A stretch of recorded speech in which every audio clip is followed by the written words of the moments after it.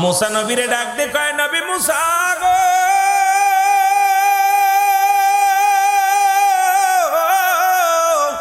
এবার মুসা আলাইহিস সালাম দিদার করলেন রব্বে কারীমের। মুসা আলাইহিস সালাম যখন যাইতেছিলেন তিনজন মানুষের সঙ্গে সাক্ষাৎ। মুসা আলাইহিস সালামকে ডাক দিয়ে বলেন এ মুসা তুমি কই যাও? একজন বুড়ি মা, একজন মুরব্বী মানুষ, একজন গরিব মানুষ, ঘর নাই দরজা নাই, রাস্তার পাশে দাঁড়ায় আছে, একদম নিঃস্ব মানুষ, অভাবী মানুষ। মুসা আলাইহিস সালাম যখন যাইতেছিলেন রব্বে কারীমের সঙ্গে সাক্ষাৎ করার জন্য, বুড়ি মা ডাক দে বলে নবী মুসা আপনি কই যান? মুসা আলাইহিস সালাম বলে বুড়ি মা আমি যাইতেছি রব্বে কারীমের সঙ্গে দিদারের জন্য, আল্লাহ রাব্বুল আলামিনের সঙ্গে দিদার করার জন্য। সুবহানাল্লাহ বলেন। আল্লাহ আমারে ডাকছে কথা বলার জন্য। কার লগে? আরো জোরে বলেন কার লগে? আরো জোরে বলেন কার লগে? কথা বলবে কে? নবী মুসা আলাইহিস সালাম কথা বলবে। কথা বলার জন্য রওনা হয়ে গেছে। বুড়িমা বলে বাবা মুসা রে তুমি তো কতবার গেলে রব্বে কারীমের সঙ্গে দেখা করার জন্য কথা বলতে। আমি বুড়ি মানুষ, অভাবী মানুষ, একটা জানতেছে একটা কথা, আমি এত গরিব মানুষ, আমারে গরিব বানাইলো আমার রব্বে কারীম, আমারে এত গরিব বানাইলো, এত অসহায় বানাইলো, কোনো টাকা পয়সা নাই, ঘর নাই, দরজা নাই, বাড়ি নাই, ছেলে নাই, মেয়ে নাই। তুমি তোমার রব্বে কারীমের কাছে জেনে আসবা আমি কি আমল করলে, কি কাজ করলে ধনী হয়ে যাব, এই আমলটা তুমি জেনে আসবা। জোরে বলেন সুবহানাল্লাহ। বড় লোক হওয়ার স্বপ্ন জাগছে মনের ভিতরে, কি কাজ করলে আমি ধনী হব, বড় লোক হব। মুসা আলাইহিস সালাম বলে তোমার নালিশটা আমি নিলাম, আল্লাহর কাছে জিগাইবো। আমিন বলেন, একটু জোরে বলেন। একটা নালিশ নিলেন। দ্বিতীয় নাম্বার দেখে এক ধনী, বিশাল ধন সম্পদের মালিক, বিশাল বাড়ির মালিক, গাড়ির মালিক, ডাক দে বলে নবী মুসা তুমি কই যাও? মুসা আলাইহিস সালাম বলে ডাক দে বড়ি বাবারে আমি যাইতেছি রব্বে কারীমের সঙ্গে দিদারে, কারণ আমি যাইতেছি তুর ফাড়ে, রব্বে কারীমের সঙ্গে সাক্ষাৎ হবে, কথা হবে, সেই আলাপ করার জন্য আমি যাইতেছি। কয় নবী মুসা একটা কথা শুনে নাও, আল্লাহ আমার এত ধন সম্পদ দিছে, টাকা পয়সার অভাব নাই, আমি তোমার কাছে জানতে চাই, তোমার রব্বে কারীমের কাছে, আল্লাহর কাছে জিগাইবানি আমি এই ধন সম্পদ কেমনে শেষ হইব, কেমনে আমার ধন সম্পদ কমে যাবে, এইটা একটু জানিয়ে আসবা। এত ধন সম্পদ আমার দরকার নাই, এই ধন সম্পদ কি কাজ করলে কমে যাবে একটু জানিয়ে আসবা। জোরে বলেন মারহাবা। একজন হলো গরিব আর একজন ধনী। বাবা ভালো করে, এখানে অনেক ধনী গরিব আছেন, আছেন না? কথা বলেন আছেন না? মুসা নবীরে ডাক দিয়ে কয় নবী মুসা গো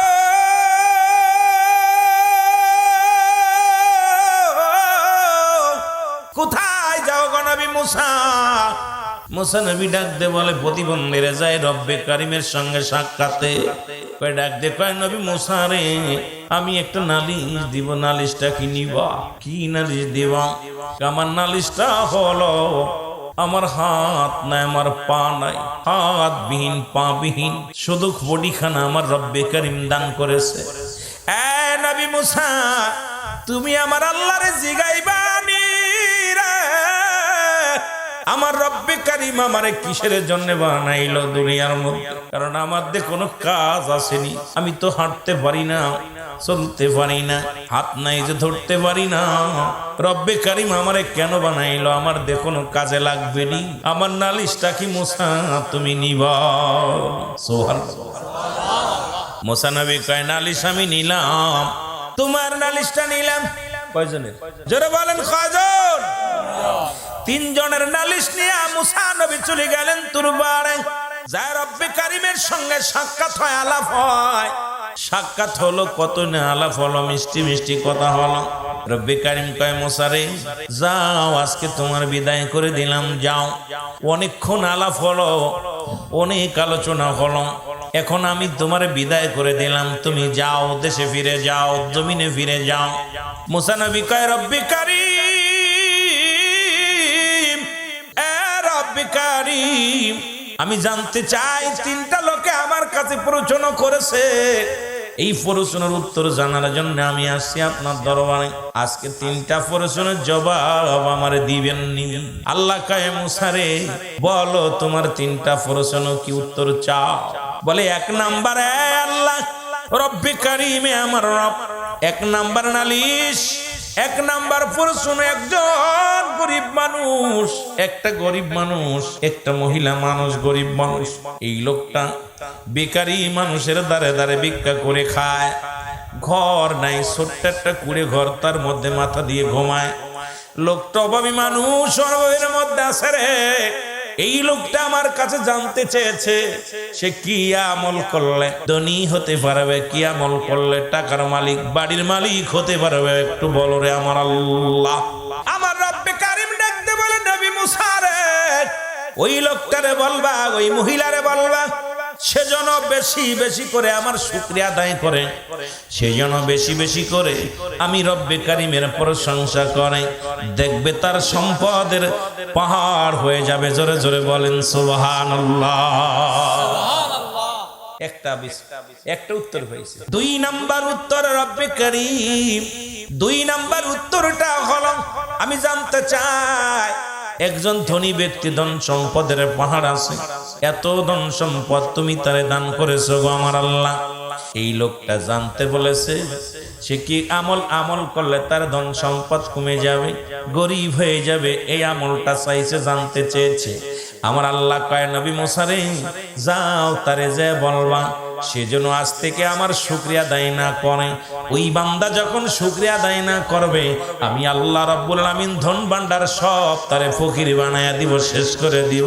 যাও তারে আজ থেকে বলবা সেজন্য আমার শুকরিয়া আদায় না করে। জোরে বলেন আল্লাহু আকবার।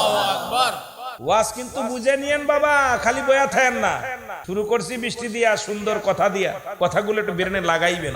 যে হুজুর বলতেছে এত দূর থেকে, হুজুর আয়া যে কথাগুলো বলতেছেন, হাকিকতটা কি, এর হাকিকতটা কি আমাদের জানার অভাব, মানার অভাব। আমরা আমাদের ভিতরে রেওয়া, অহংকার, অহমিকা, আর সবাই এখন পণ্ডিত, সবাই পণ্ডিত। মোবাইলে ওয়াজ শুইনা শুইনা সবাই পণ্ডিত হয়ে গেছি। আর এখন আগের যুগ আর সেই যুগ নাই, আগের সে ডিজিটাল জামানা।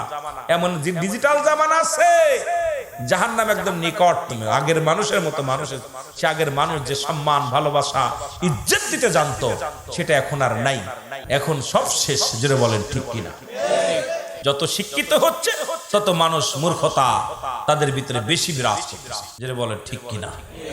আমার ভাইরা, আমার বন্ধুরা, আমার মুসা আলাইহিস সালাম বলে, রব্বে কারীম,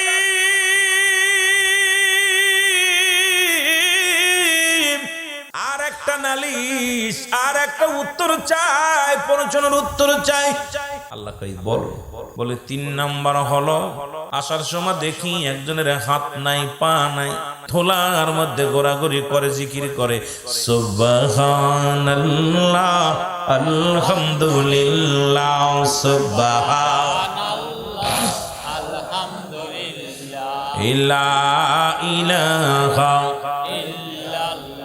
এখন লাইলা ইল্লাল্লাহ বললেই মনে করেন আমার নবীর কালেমা না। বাজান শোনো, আদম থেকে শুরু করে, আদম বলছে লা ইলাহা ইল্লাল্লাহ, আদম আলাইহিস সালাম লা ইলাহা ইল্লাল্লাহ, মূসা কালিমুল্লাহ লা ইলাহা ইল্লাল্লাহ, ঈসা রূহুল্লাহ লা ইলাহা ইল্লাল্লাহ, ইব্রাহিম খলিলুল্লাহ লা ইলাহা ইল্লাল্লাহ, মুহাম্মাদুর রাসূলুল্লাহ। জোরে বলেন সাল্লাল্লাহু আলাইহি ওয়াসাল্লাম।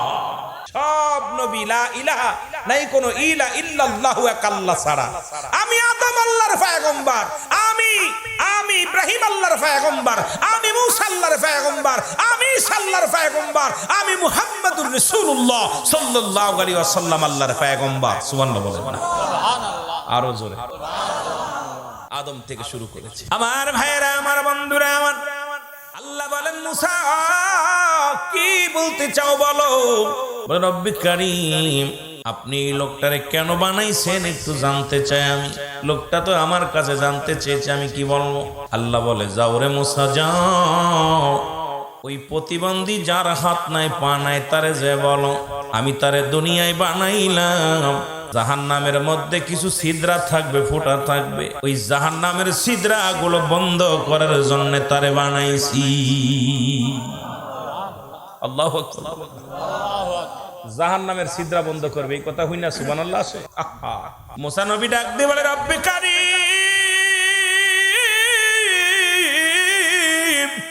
ওই লোকটা দুনিয়ার মধ্যে কোনোদিন হেঁটে দেখলো না তোমার জমিনে, কোনোদিন হাত দিয়া কোনোদিন খাইতে পারলো না, হাত নাই পা নাই রে, তারে তুমি বানাইলা জাহান্নামের ছিদ্রা বন্ধ করার জন্য।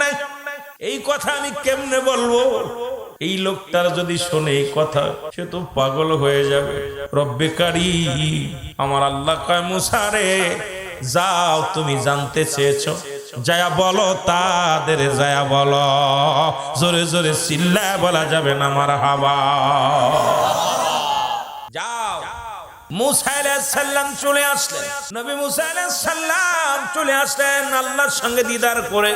দেখা হলো মহিলার সঙ্গে, মহিলা ডাক দিয়ে কয়, নবী মুসা,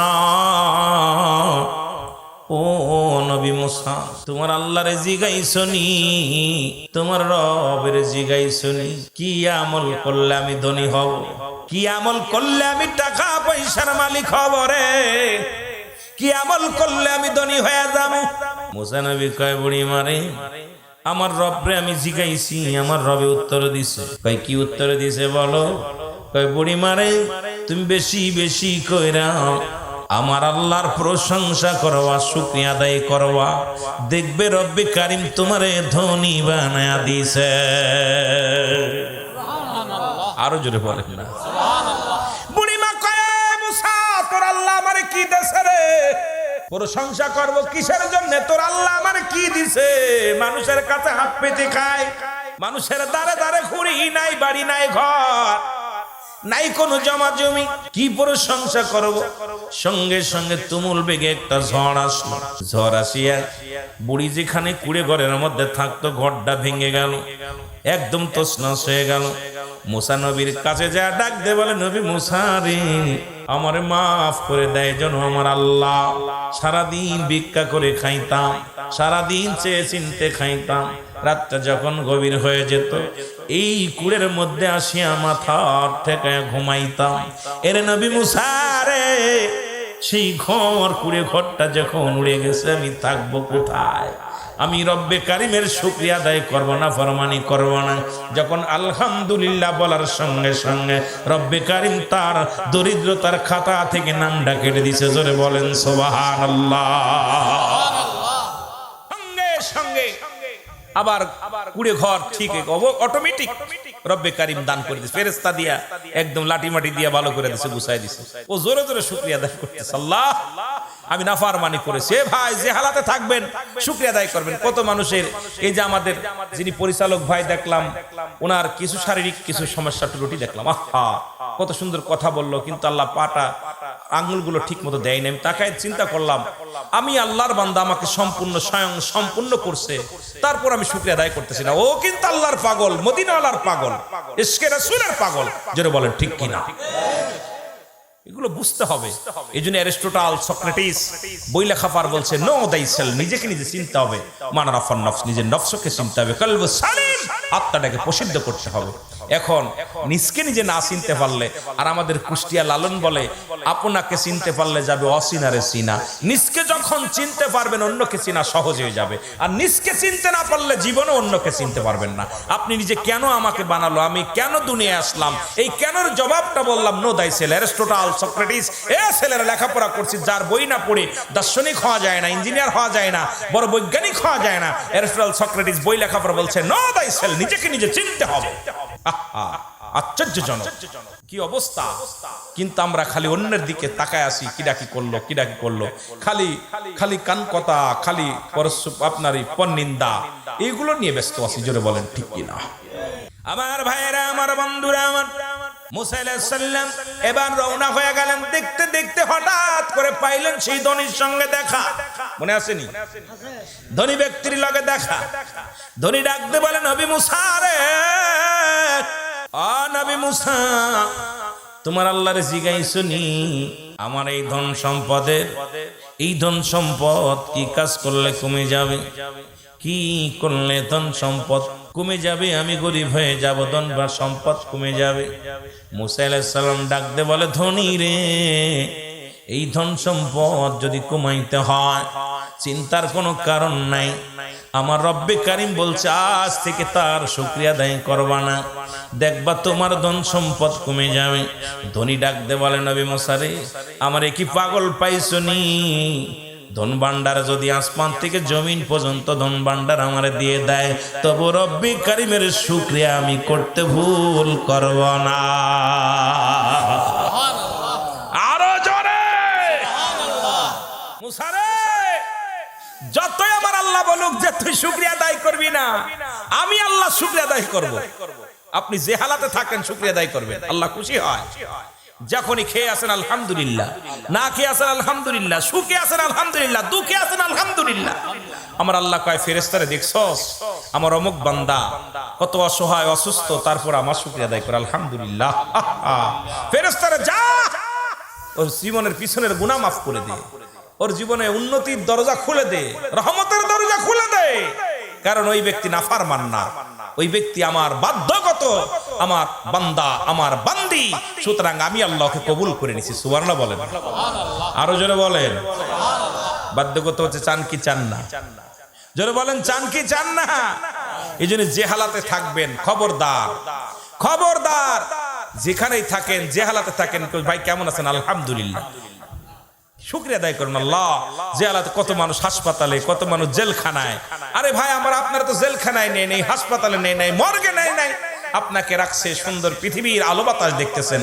যার চোখ নাই তার জিগাইবেন চোখের কি জ্বালা, যে কথা বলতে পারে না সে বোঝে কষ্ট, যার হাত নাই সে হাতের ব্যথা বোঝে, যার পা নাই সে পার ব্যথা বোঝে, কারণ যার যেটা নাই সে সেটা বোঝে। জোরে বলেন ঠিক কিনা?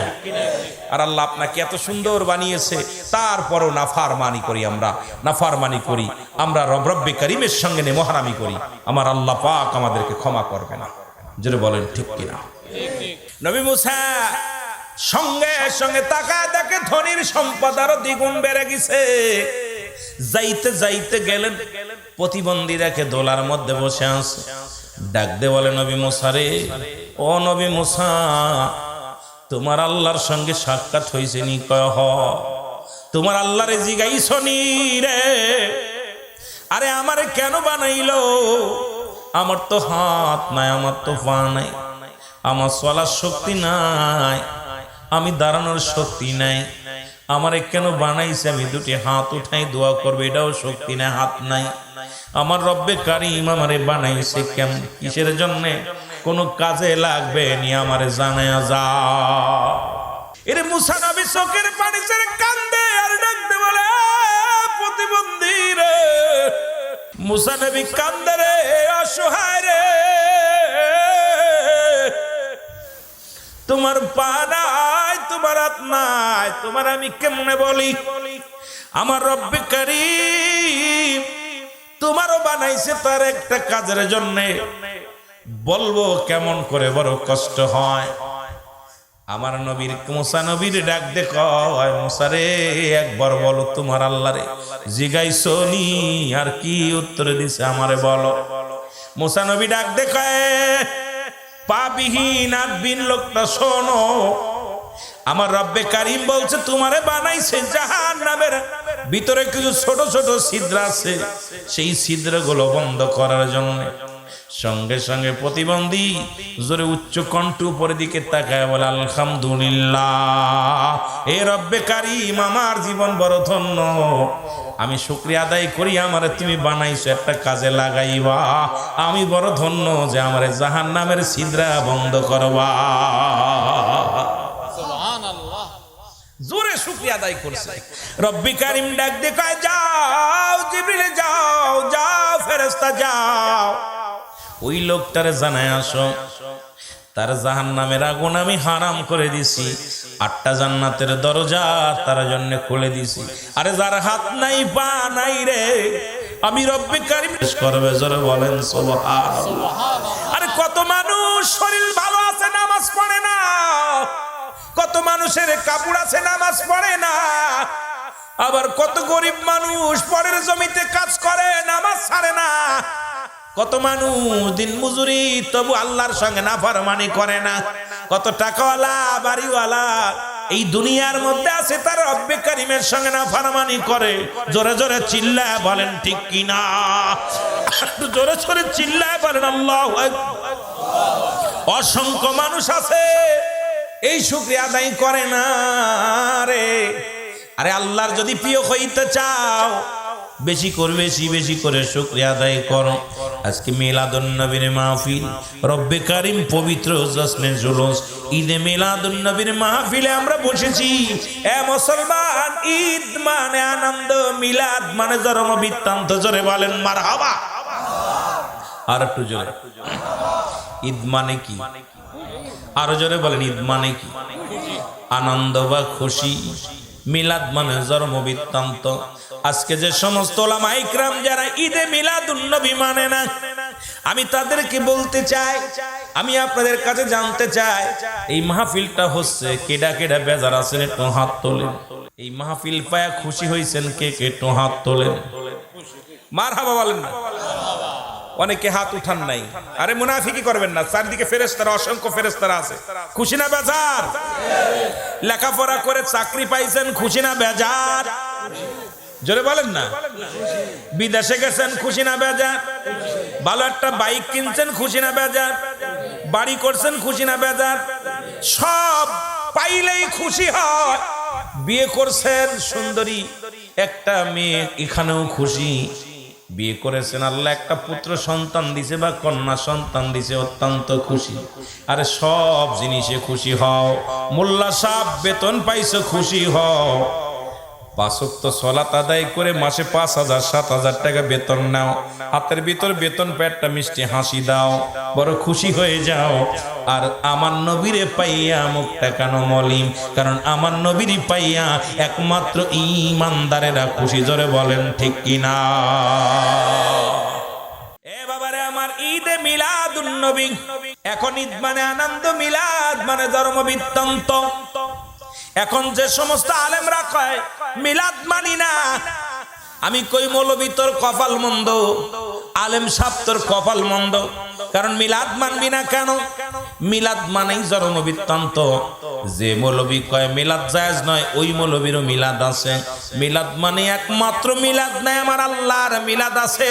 পৃথিবীর সমস্ত মাখলুকাতের। জোরে জোরে চিল্লায় বলেন ঠিক কিনা? মিলাদ নাই কার? আল্লাহর। মিলাদ নাই কার? আল্লাহর। মিলাদ নাই, আল্লাহর মিলাদ আছে। মুসলমান সৃষ্টির মিলাদ নাই, স্রষ্টার। আল্লাহ বলেন, আমার সাথে বলেন, বিসমিল্লাহির রাহমানির রাহিম। কুল হুয়াল্লাহু আহাদ, আল্লাহুস সামাদ, লাম ইয়ালিদ ওয়া লাম ইউলাদ ওয়ালাম ইয়াকুন লাহু কুফুয়ান আহাদ। জোরে জোরে চিল্লায়া বলা যাবে না মারহাবা। আমার আল্লাহ ডাক দে বলে, হাবিব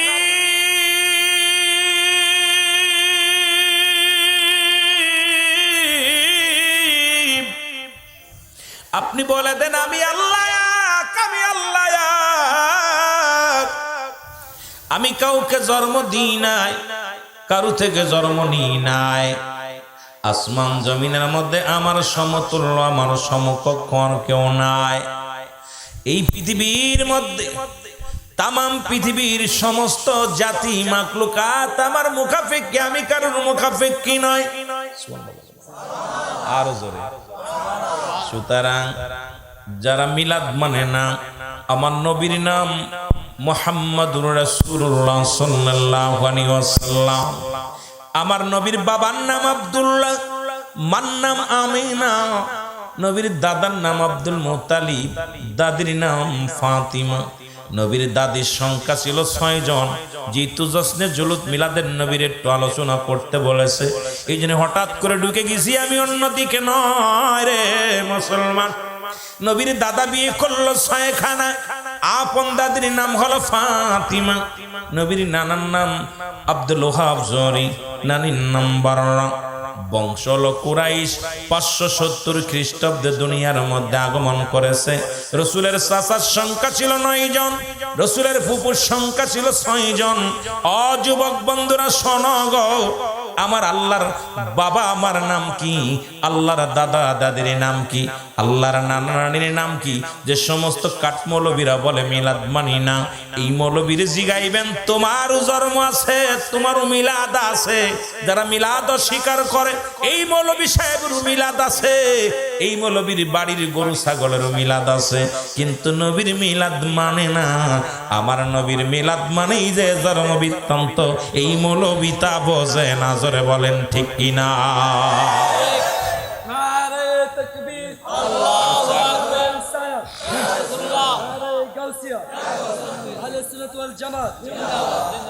বুঝছেননি কথা? এদেরকে বোঝানোর জন্য বেশি দলিল লাগবে না। সূরা ইখলাসটা পড়ে বলে হুজুর, আরে রব্বে কারীম তো কাউরে জন্ম দেয় নাই। রাসূল দুনিয়ার মধ্যে বাবা ছিল, মা ছিল, তার বউ ছিল, ছেলে মেয়ে ছিল, সব ছিল। একমাত্র স্রষ্টার কোনো মিলাদ নাই, সৃষ্টির মিলাদ আছে। জোরে বলেন মিলাদ। বুঝেননি? ক্লিয়ার? জোরে বলেন ক্লিয়ার? বুঝছেন তো? মুসলমান গভীর মনোযোগ। শুধু তাই নয়, এখন বলবে হুজুর এটাও মানলাম, কিন্তু ঈদে মিলাদুন নবী এটা আবার কোন হালুয়া? আমরা জানি ঈদ দুইটা, ঈদুল ফিতর, ঈদুল আযহা। আবার এই ঈদ কাশলো কই থেকে? মুসলিম মিল্লাতের ঈদ কয়টা জানা আছে নি আপনাদের? কয়টা ঈদ? জোরে বলেন কয়টা ঈদ? একটু জোরে চিল্লায় বলেন কয়টা ঈদ? ওই মিয়া, ঈদে মিলাদুন নবীর মাহফিল করাবার ঈদ মানো না? ঈদ কয়টা? মুসলিম মিল্লাতের ঈদ এখন চট্টগ্রামের মানুষ যদি বলে তিনটা বা দুইটা, আমি মনে করি এদের কপাল পুড়া রে। কারণ সুন্নি জামাতে ভরপুর হলো চট্টগ্রামের জমিন, সুন্নি জনতার ভরপুর হলো চট্টগ্রামের জমিন। আমার যুবক বন্ধুরা কততম মাহফিল করতেছেন আজকে? কততম মাহফিল খানা? কয় বছর চলতেছে? বাবারে যাক, যে কয় বছর চলুক, আপনাদের কাছে আমি জানতে চাই আজ পর্যন্ত ঈদ কয়টা জানেন না? কেন ঈদে মিলাদুন নবীর মাহফিল করেন? মুসলিম মিল্লাতের ঈদ হলো 5টা। কয়টা? আসতে না জোরে কইবেন। আমার লাগে মুজাফরা করেন, আইন বয়ান বহি দূর থেকে লাঠি নিয়ে ঈদে মিলাদুন নবী বন্ধ করার জন্য বসে আছেন। রাঙ্গুনিয়ার জমিনে 2-4 জন হয়তো এই বিপক্ষে, ঈদে মিলাদুন নবীর বিপক্ষে। আমরা সবাই পক্ষে। জোরে বলেন ঠিক কিনা? আরো জোরে বলেন ঠিক কিনা? মুসলিম মিল্লাতের ঈদ কয়টা? আরো জোরে বলেন কয়টা? 1 নম্বর ঈদের নাম হলো ঈদে মিলাদুন নবী সাল্লাল্লাহু আলাইহি ওয়াসাল্লাম গো। 2 নম্বর ঈদের নাম ঈদুল ফিতর। 3 নম্বর ঈদের নাম ঈদুল আযহা। 4 নম্বর ঈদের নাম হলো ইয়াউমুল জুম্মা। আগামীকাল ইমাম সাহেব বলবো, আজকে আপনাদের মসজিদের ইমাম সাহেব ওয়াজ করেছে শুনছি, ওই ইমাম সাহেব মেম্বারের পর বইয়া বলবো আজকে গরিবের হজের সমতুল্য দিন, আজকে ঈদের দিন। ইমামরে জিগাইবেন কই পাইলেন ফতোয়া, আমারে দেওয়া লাগবো। আজকে কেন বললেন ঈদের দিন? আর নবী আসছে এইটা ঈদের দিন না, নামদের দিন হয় না। কারণ এই বুকা পণ্ডিতদের বুঝাইবো কেমনে করিয়া। 5 নাম্বার ঈদের নাম হলো আরাফাতের ময়দান। জোরে বলেন মারহাবা। আগে মুখস্থ করেন 1 নাম্বার ঈদের নাম। 1 নাম্বার ঈদের নাম হলো ঈদে মিলাদুন নবী সাল্লাল্লাহু আলাইহি ওয়াসাল্লাম। 2 নাম্বার ঈদের নাম হলো ঈদুল ফিতর। 3 নাম্বার ঈদের নাম হলো ঈদুল আযহা। 4 নাম্বার ঈদের নাম হলো ইয়াউমুল জুম্মা। 5 নাম্বার ঈদের নাম হলো আরাফাতের ময়দান। আর যেন ভুল না হয়, আর যেন ভুল না হয়, আজকের মাহফিল থেকে 5টা ঈদের নাম মুখস্থ করলাম। এই 5টা ঈদের সর্বশ্রেষ্ঠ ঈদ, ঈদের ঈদ নবীদের, সকল নবীদের ঈদ, কুল কায়নাতের সর্বোচ্চ উত্তম দিন আমার নবীর আগমনের ঈদ।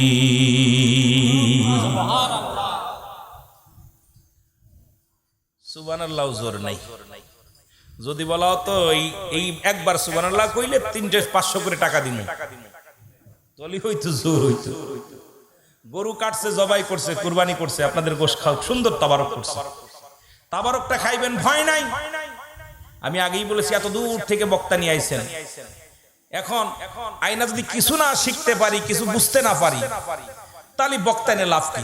এলাকার আলেমদের কি ওয়াজ করে এত দূর থেকে আমার যে ক্যারিং খরচ হয় এটা দিয়ে দুইটা বক্তা আপনাদের এলাকায় একটা দুইটা আনা যায়, একটা দুইটা বক্তা আনা যায়, ক্যারিং খরচ যেটা হয়। কথা বুঝছেন? কারণ ৩-৪ হাজার টাকা শুধু টোল ভাড়া দিতে হয় আমার। এটা আমার কথা বললে পদ্মা সেতু, কামারখালী সেতু, আপনাদের সেতু আর খালি মোটামুটি খালি এই ট্যাক্স দিতে দিতে বাড়ি থেকে বাইরে হইতে হইতে পকেট খালি হয়ে যায়। কথা বুঝছেন? এখন এই কথাগুলো যদি বলি, যারা মাগুরা গিয়েছেন, যশোর, মাগুরা, খুলনা গিয়েছেন, তারা বলতে পারবেন, তারা জানেন যে কি অবস্থা লাগে, কি খরচ হয়। যারা মুরব্বীরা গিয়েছেন, 2-4 জন গিয়েছেন, এত দূর থেকে সিদ্দিকী সাহেবরা আইনা যদি আমি কিছু শিখতে না পারি, বুঝতে না পারি, তাহলে তো আমার আনায়, আমি মনে করি আমার আনাটাই আপনার জন্য বিফলে চলে গেছে। কারণ আনতে বক্তা, যে বক্তা ওয়াজ করবে, শ্রোতা এগুলো শিখতে হবে, শুনতে হবে, মুখস্থ করতে হবে। কারণ প্রতি এক এক বক্তা যখন যে কথা বলবে, এক একটা ফুলের এক একটা ঘ্রাণ, যে বক্তা যখন যে কথাগুলো বলবে এটা খেয়াল করতে হবে, দিলের কান লাগায় শুনতে হবে। যারা বলেন ঠিক কিনা? একটু মহব্বতের সঙ্গে দুরূদ শরীফ পড়েন। আল্লাহুম্মা সাল্লি আলা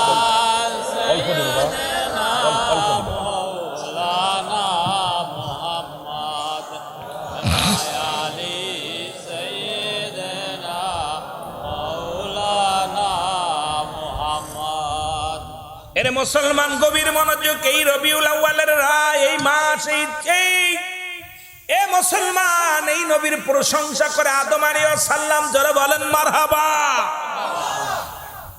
মনে রাখবেন ওয়াজ কই থেকে কই যায়। ঈদে মিলাদুন নবীর ওয়াজ হট করে বলে গেলাম।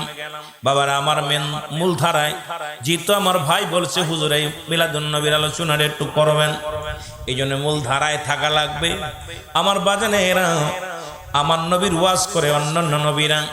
রে আদম আলাইহিস সালাম, তাওরাত, জব্বুর, ইনজিল যত কিতাব আছে সমস্ত কিতাবের মধ্যে আখির নবীর পরিচয়, আখির নবীর গুণগান, আখির নবীর শান সব নবীরা গেছে। সব নবীর বিবির আফসোস করেছে, আখির নবীর মা যদি হতে পারতাম। আদম নবীর বিবি হাওয়া আলাইহিস সালাম বারবার আফসোস করেছে, পরওয়ারদিগার আলম, আমি যদি আখির নবীর মা হতে পারতাম আমার জীবনটা বড় ধন্য হতো। তুমি 100 জোড়া সন্তান আমারে দিলা, এর মধ্যে তুমি আখির নবীর মা বানাইলা না, বড় আফসোস আমার মনে। তবে আমার বংশের ভিতরে থেকে আখির নবী বানাইয়া দিও। জোরে জোরে বলেন মারহাবা। এরে আদম নবীর 100 জোড়া সন্তান, কয়শো জোড়া? কয়শো জোড়া? 100 জোড়া সন্তান আদম আলাইহিস সালামের। এর মধ্যে একজন বেজোর সন্তান ছিল, নাম হলো হযরত শীশ আলাইহিস সালাম। নাম কি? আর এই শীশ আলাইহিস সালাম বিয়ে করছে ফেরেশতারে, ওই জান্নাতি হুর। আপনারা দুনিয়ার কোন মহিলা বিয়ে করে নাই, শীশ আলাইহিস সালামের সঙ্গে বিবাহ হয়েছে জান্নাত থেকে হুরা নিয়া। এই হুর দিয়া জান্নাত থেকে খাবার দিয়া, কারণ আখিরি নবীর ভালোবাসার কারণে, আখিরি নবীর প্রতি মহব্বত আনার জন্য আদমকে জিবরিল আমিন ডাক দে, কয় আদম রে, তোমার শীষের কাজে যখন আখিরি নবীর দাওয়াত দিলা, শীষ যখন বলল বাবারে আমি নবী না হইয়া যদি আখিরি নবীর উম্মত হতে পারতাম জীবনটা ধন্য হয়ে যেত। আর রব্বে কারিম এত খুশি হইয়া শীষের বিবাহর বন্ধনে আবদ্ধ হওয়ার পর যত ফলমূল জান্নাত থেকে জিবরিল আমিন দিয়া পাঠায়া দিলেন, জিবরিল যাও, কারণ আমার শীষ আখিরি নবীর পাগল। আদম আলাইহিস সালাম আখিরি নবীর পাগল, কারণ আখিরি নবীর মিলাদ রে, আখিরি নবীর প্রশংসা করে আমার আদম। সুবহানাল্লাহ বলো আরো জোরে। যাও যাও, জান্নাত থেকে ফলমূল নিয়ে যাও, ওই জান্নাতি ফল দিয়া যত মেহমান আসবে সবাইকে মেহমানদারি করবা। সুবহানাল্লাহ আরো জোরে। জিবরিল আমিন সঙ্গে করে জান্নাত থেকে হুর নিয়ে আসলেন। সুবহানাল্লাহ বলো। সুবহানাল্লাহ। জান্নাত থেকে হুর নিয়ে আসলেন। জিবরিল আমিনের পাশে দাঁড়া আছে আদম আলাইহিস সালামের। আদম নবীরে ডাক দে বলে, জিবরিল আমিন হুজুর, আপনি জান্নাতি ফল খেতে চেয়েছিলেন, জান্নাতি নিয়ামত খেতে চেয়েছিলেন, এই লন জান্নাতি নিয়ামত গুলো। ও আদম নবী গো, আপনি খুশি হইছেন নি? কয় আমি খুশি হইলাম। আড়ালে দাঁড়ায় আছে এক সুন্দরী মহিলা। আদম নবী ডাক দে বলে, আদম নবী ডাক দে বলে, জিবরিল রে বলো তোমার পাশে যে সুন্দরী নারী দাঁড়ায় আছে, এ তো কোনো দুনিয়ার কোনো মানুষ আমার মন বলে না, কারণ এই মানুষগুলোর সঙ্গে আমার দেখা হয়েছে জান্নাতের ভিতরে। রব্বুল আলামিন যখন আমার রূহটা বানাইয়া যখন আমার জান্নাতে প্রবেশ করেছিল, তখন আমি অসংখ্য রূহ দেখেছি। এ তো কোনো দুনিয়ার কোনো মানুষ নয় রে, এ তো জান্নাতি নারী রে। সুবহানাল্লাহ বলেন।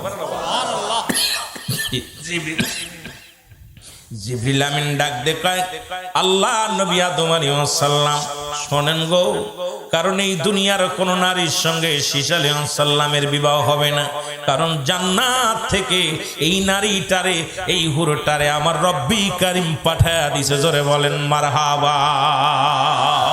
এরে নবীর দুরুদ পড়ো দিলে দিলে হৃদয়ে খুলে, বলো নবীর দুরুদ পড়ো, বলো নবীর দুরুদ পড়ো দিলে দিলে হৃদয়ে খুলে। আরে নবীর দুরুদ এর গর্বেতে রাসূল দিওয়ানা, টের পাইলেন না মায়া মেনা। গর্বেতে রাসূল দিওয়ানা, টের পাইলেন না মায়া মেনা। ওরে খবর দিল জিবরাইল আমিনে, গায়ে গায়ে খবর দিল জিবরাইল আমিনে, রাইখো মনে। আর নবীর দুরুদ পড়ো, আরো জোরে বলেন নবীর দুরুদ পড়ো দিলে দিলে, গায়ের নবীর দুরুদ মুমিন সবে। আর নবীর দুরুদ পড়ো। এক মাসের গর্ভে যখন আমার মায়া মেনা দেখেন স্বপন, ওরে আকাশের চাঁদ নেমেছে ঘরে আমার, আকাশের চাঁদ উঠেছে ঘরে, রাইখো মনে। আর নবীর দুরুদ পড়ো, আরো জোরে বলেন নবীর দুরুদ পড়ো দিলে দিলে হৃদয় খুলে। আরে নবীর দুরুদ। এর 2 মাসের গর্ভে যখন আমার মায়া মেনা দেখে স্বপন, ওরে আকাশের চন্দ্র এসে ঘরে, হায় হায় আকাশের চাঁদ নেমেছে ঘরে, রাইখো মনে। আর নবীর দুরুদ পড়ো, নবীর দুরুদ পড়ো দিলে। নবীর দুরুদ পড়বে কারা জানেন? আল্লাহ কিন্নানি চিন্নাল্লাহ, আমি আল্লাহ ইউসাল্লু, আমি পড়ে চালান নবী আমার নবীর উপরে। পড়বে কারা জানেন?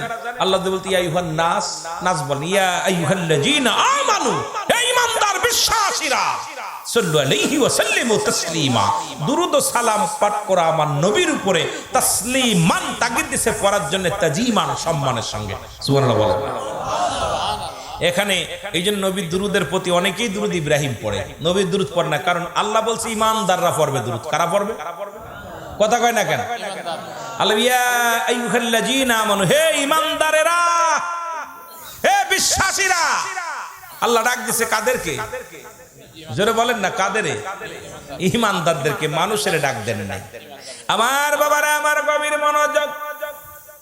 ঈসা আলাইহিস সালাম আদম নবী ওয়াজ করে সন্তানদের সামনে নিয়ে।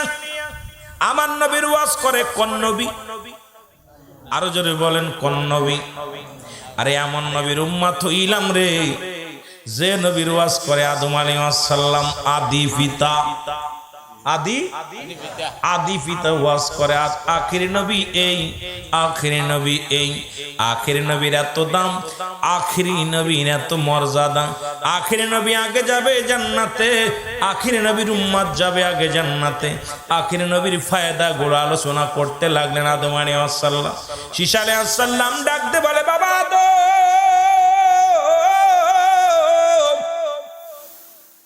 বাবা আদম রে, আপনি শুধু আখির নবীর ওয়াজ করেন, আপনার কি কোনো ওয়াজ নাই?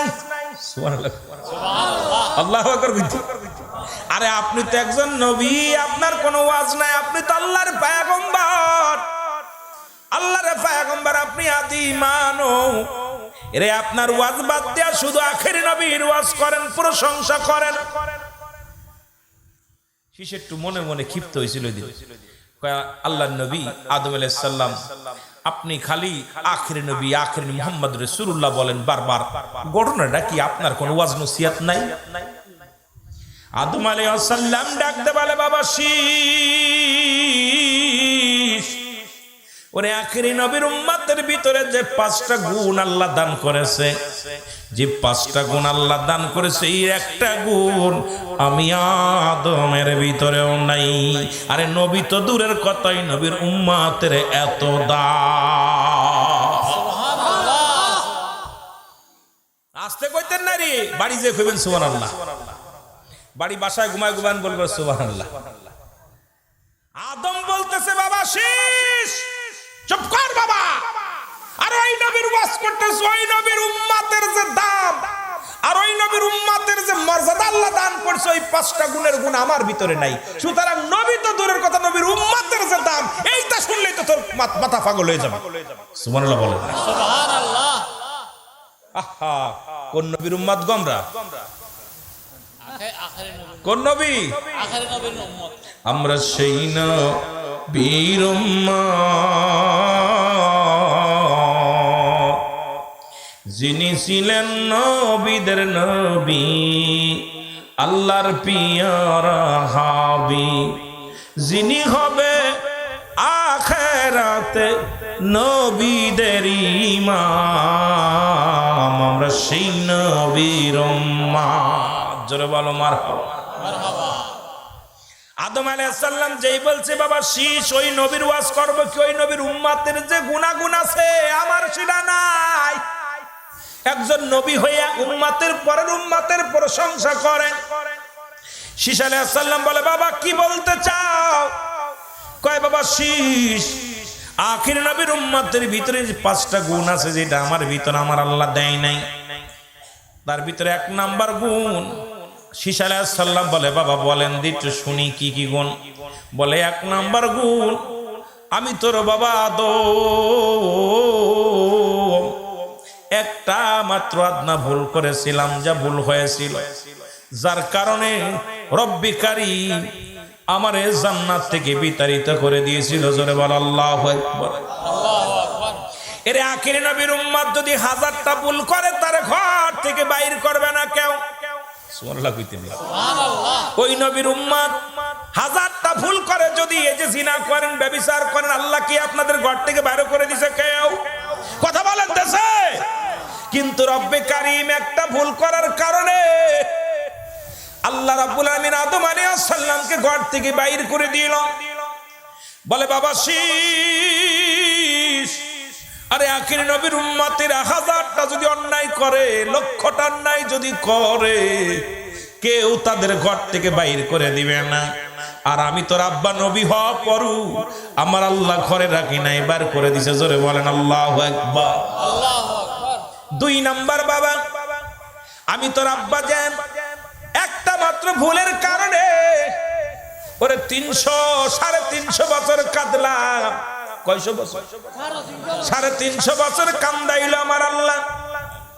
কানতে কানতে চোখের পানিগুলো পড়ে গা হয়ে গেল। কানতে কানতে চোখের পানি পড়ে আমার চাউলের গোস্তগুলো খসে খসে পড়েছে। অবশেষে আখির নবীর উসিলায় আমি আদমকে আল্লাহ ক্ষমা করেছে রে বাবা শীষ। আর আখির নবীর উম্মত যত বড় ভুল করুক, অন্যায় করুক, তওবা করতে দেরি, মাফ করতে দেরি নাই।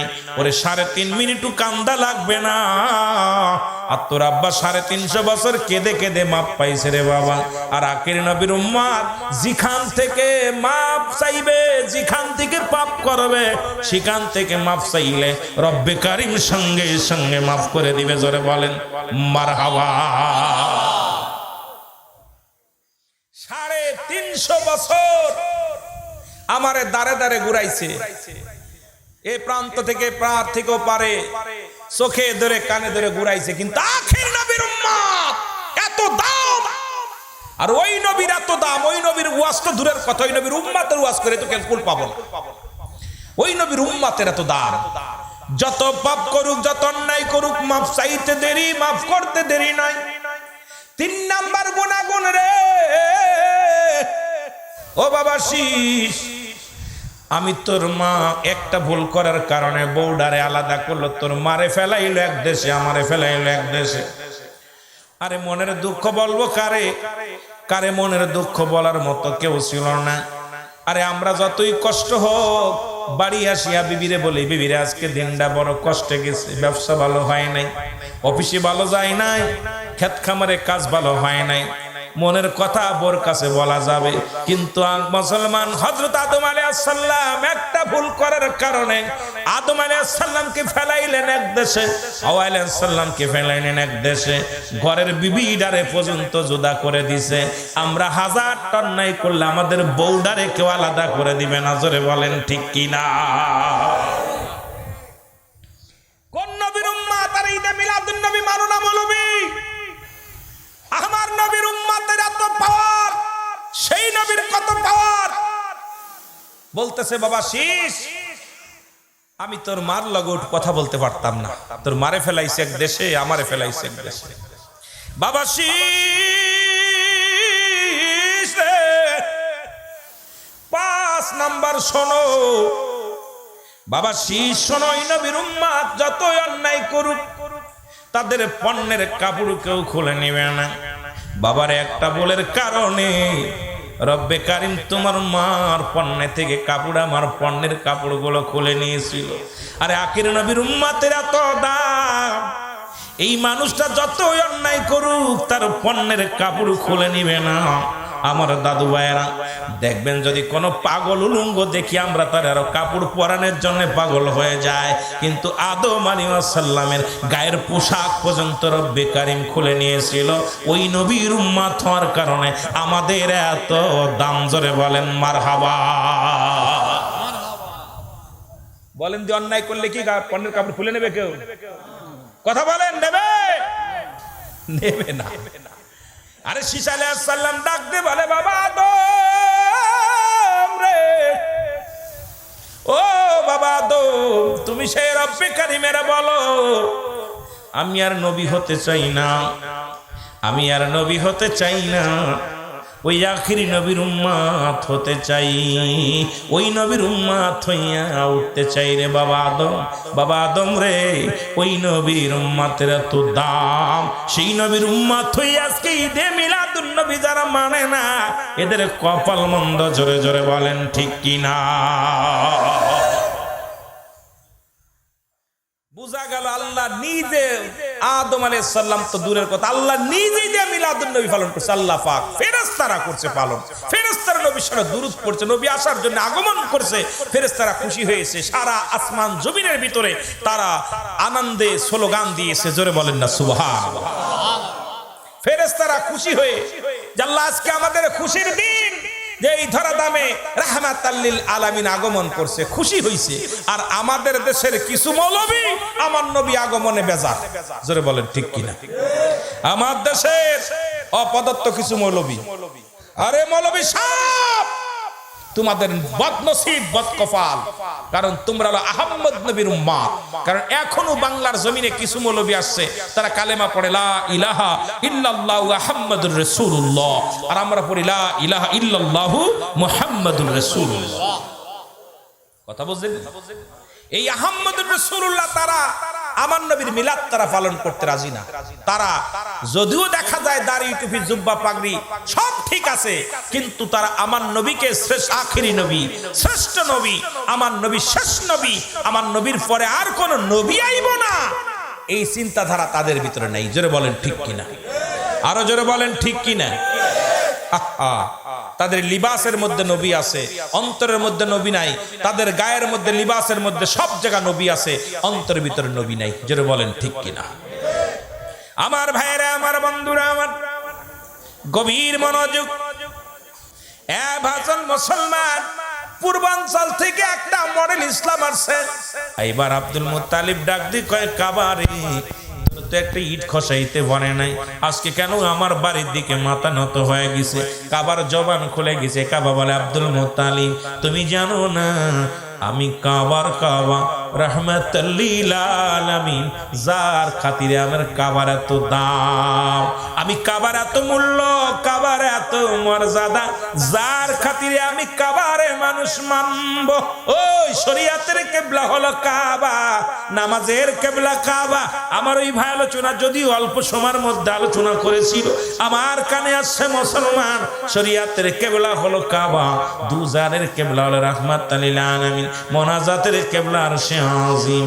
কাবারে আমি কাবার এত দাম বেড়েছে যার কারণে সেই কাবার কাবা রহমাতুল লিল আলামিন দুনিয়ার মধ্যে আগমন করেছে। জোরে বলেন মারহাবা।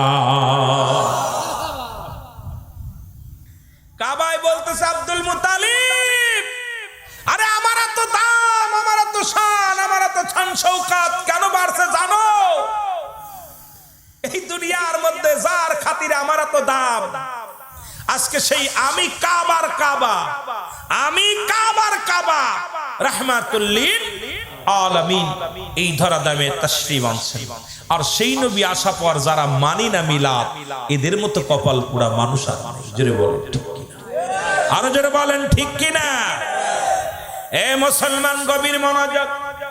কাবা শরীফের মধ্যে 360টি মূর্তি গো, কয়টা? 360টি মূর্তি। মূর্তিগুলোর মাথা নত হয়ে গেছে। আজকে আমার বাজানেরা যারা মূর্তি পাড়া দাও, আজকে টুপি মাথায় দিয়া দাড়ি মুখে রাখিয়া তোমরা মূর্তির সামনে যে দাঁড়াও, দেখেছি আমরা, দেখেছি মন্দিরগুলো ভাঙ্গ নাই, মন্দির পাহারার জন্য তোমরা নিয়োজিত, কিন্তু এই মন্দির ভাঙ্গার জন্য, এই মুসলমান মূর্তি ভাঙ্গার জন্য নবী দুনিয়ার মধ্যে আগমন করেছে।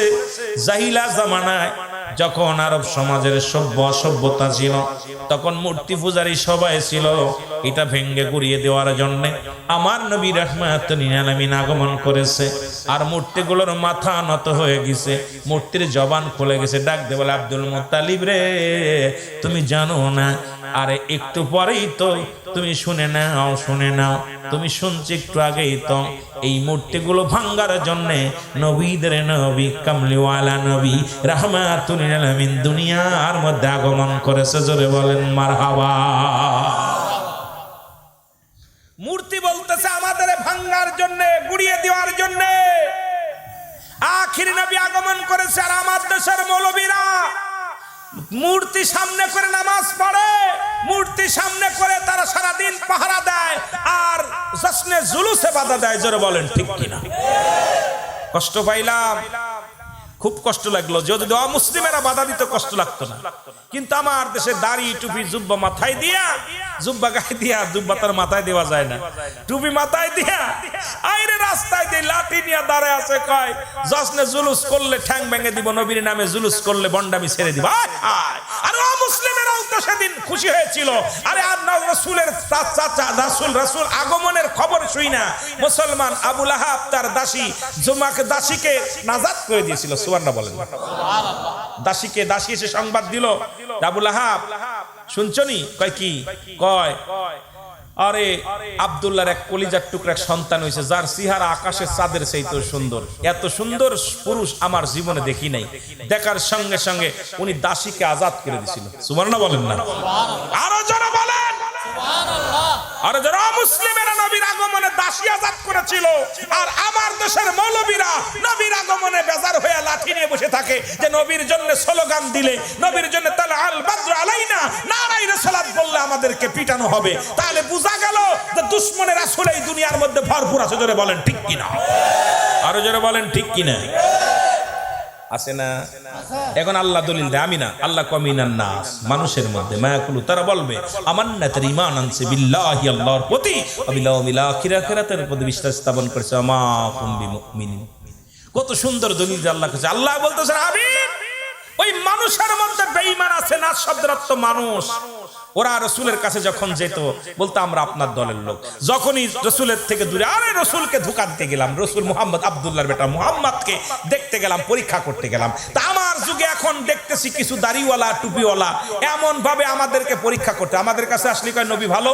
আর আমাদের দেশে কিছু আলেম বাইর হয়েছে যারা আপনার ওই গোলাপি মার্কা মুসলমান, গোলাপি মার্কা সুন্নি, কারণ এরা এদিকেও আছে ওদিকেও আছে। অর্থের জন্য আমরা বিক্রি হয়ে যাই, যখনই আমার থেকে 10,000 টাকা বেশি দিবে সঙ্গে সঙ্গে ওদের স্লোগান দিচ্ছে। জোরে বলেন ঠিক কিনা? ইমান চোর, এগুলো হলো ইমান চোর। জোরে বলেন ঠিক কিনা? এই এই এটা তো সরে বয়, তোরা মোবাইলে গল্প তোদের সংযোগে দিক নাই, কপাল নসিব তোদের খারাপ। সরে বয় সরে বয়, তোরা মানে কমিটির লোক তাই না? এ করে এক সিরিয়াল এক গাইতেছে, ওরা ফুসফুস